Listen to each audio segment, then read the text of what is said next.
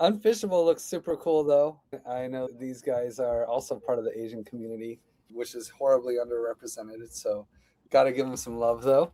And it's kind of like another, it's kind of, I think we talked about this with Mata and the Red Guild.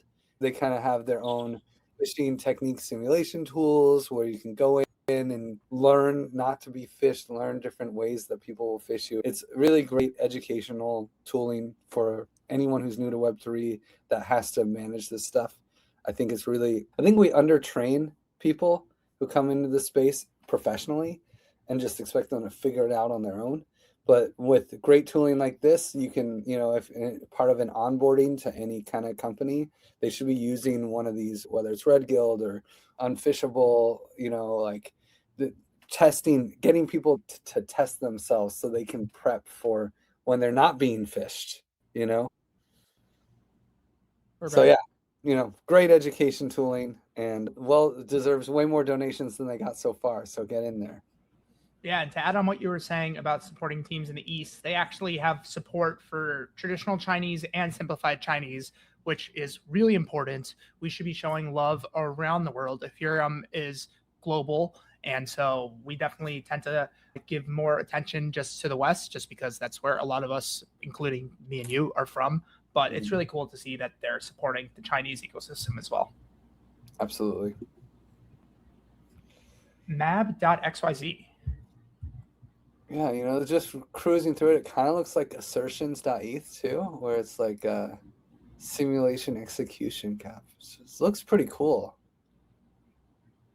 Simulate the transaction, capture important side effects, and then encode a temporary guard to make sure that the original call verifies the resulting balance. So yeah, it's very similar to assertions.eth, where you can just add another transaction that makes sure that your transaction works the way you expect it to.